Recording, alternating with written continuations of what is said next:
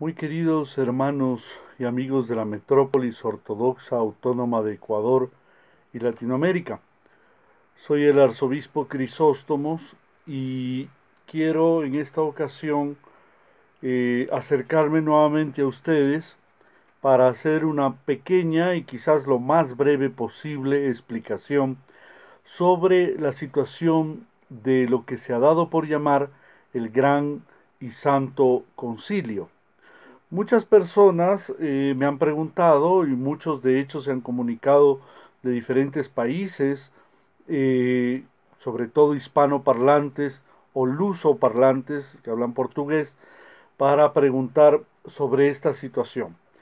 Eh, lo primero que quisiera explicar es que voy a partir de unas conclusiones que se dieron de parte de algunos teólogos y de grandes obispos también de la Iglesia Ortodoxa, particularmente en Grecia, en donde se ha tratado este tema ampliamente y donde es muy importante sobre todo que escuchemos a estas personas que con gran conocimiento nos enseñan.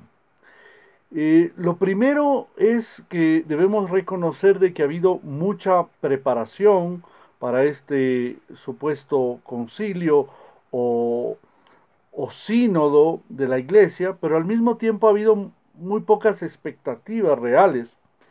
Y es que lo primero que debemos comprender es que en la iglesia ortodoxa, la teología que nosotros tenemos, consideramos que es un don de la revelación divina, es la experiencia de Pentecostés vivida en cada situación de la vida de la iglesia.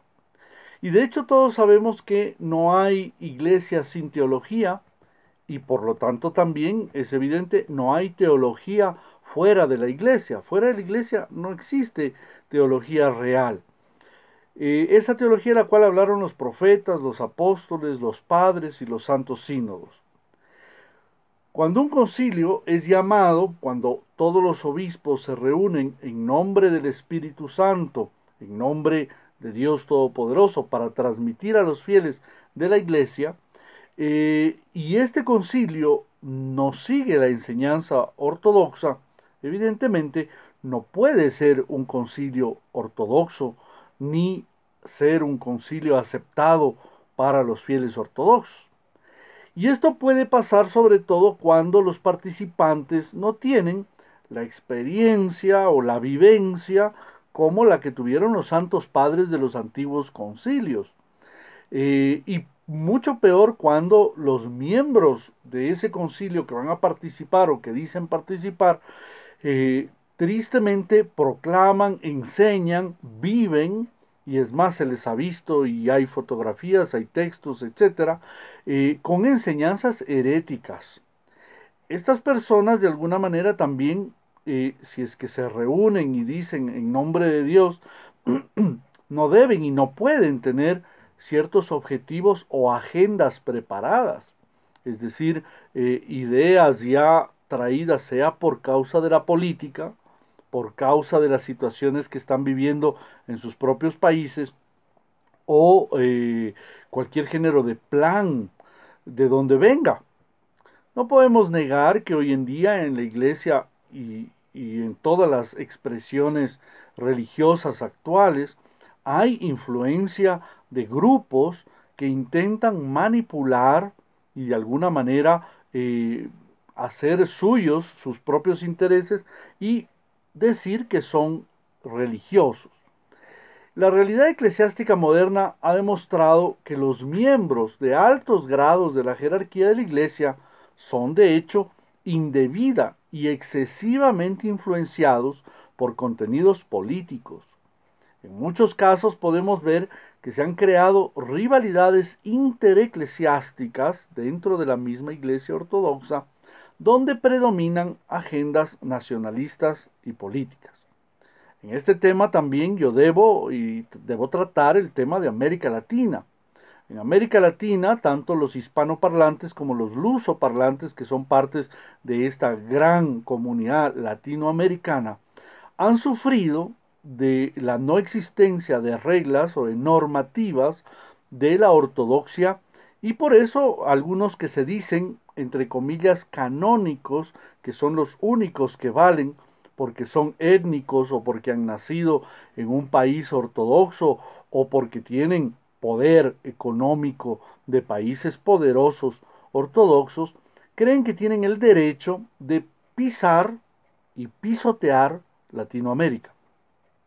Esto tristemente ha sucedido a lo largo de muchos siglos, desde prácticamente las primeras misiones que se cuentan desde 1830, etcétera, desde que vino el gran y santo sacerdote Konstantin Israzov a América Latina y tantos otros que fueron creando misiones, pero que eran misiones abiertas a todos y que también los latinoamericanos no eran ni expulsados, ni maltratados, ni considerados de segunda categoría.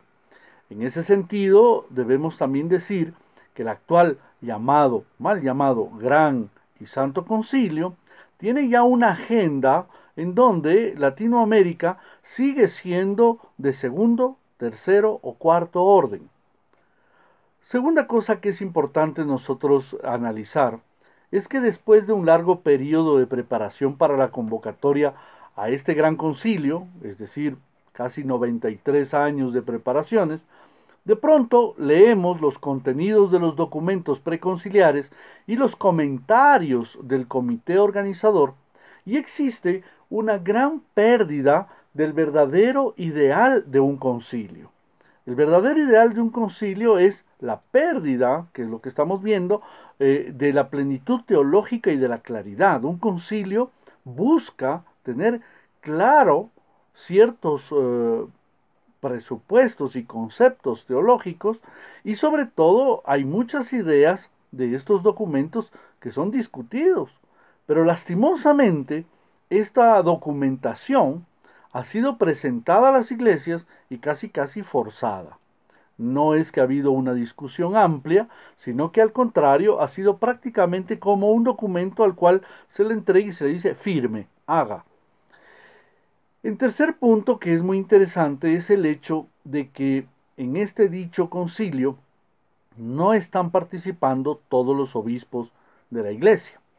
Comenzando por el hecho grave, gravísimo y terrible, en el cual no se ha llamado a los obispos que defienden la tradición de la iglesia. Incluso en los concilios en donde habían grandes herejes y personas que no eran consideradas parte de la iglesia, estos fueron invitados para que den su opinión y para que aclaren su punto equívoco, para que los padres de la iglesia también rectifiquen, aclaren, mejoren o sancionen si es que es necesario. Pero en este caso, queridos hermanos y a los que no conocen, hay un inmenso grupo de obispos existentes en el mundo entero, entre los que nos contamos los que estamos aquí en Latinoamérica, ¿no? Los cuales no han sido invitados simplemente por la sencilla razón de considerarlos tradicionales, tradicionalistas o como quieran llamarnos, o como simple y sencillamente dicen son veterocalendaristas, son del viejo calendario, cuando los que cambiaron el calendario fueron ellos, los innovadores, los que se volvieron modernistas de alguna manera, perdiendo la tradición original de la iglesia. Por lo tanto, lo primero que debemos recalcar es que no asistirán todos los obispos, sino solo 24 obispos de todas las iglesias autocéfalas locales. Nada más. Esto es ajeno a nuestra tradición conciliar canónica.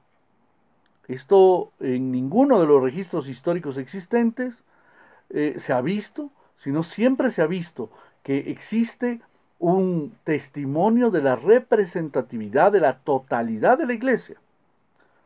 Y además de esto, para completar y gravemente, como ya lo saben por los medios de comunicación, comenzando por el Patriarcado de Bulgaria, después el Patriarcado de Georgia, por último el Patriarcado de Moscú, todos ellos han dicho no vamos a asistir.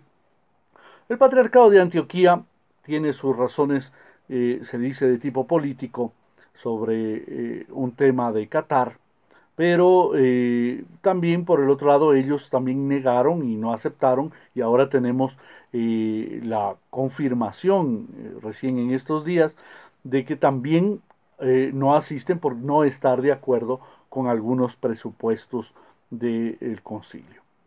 Vamos a detenernos ahí. Esta es la primera parte de estos videos.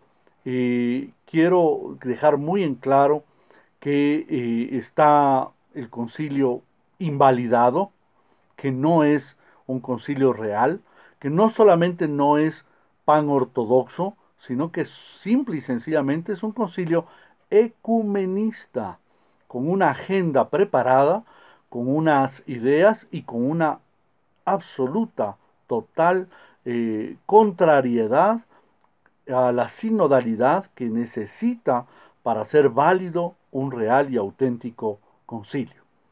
Continuaremos en el próximo video.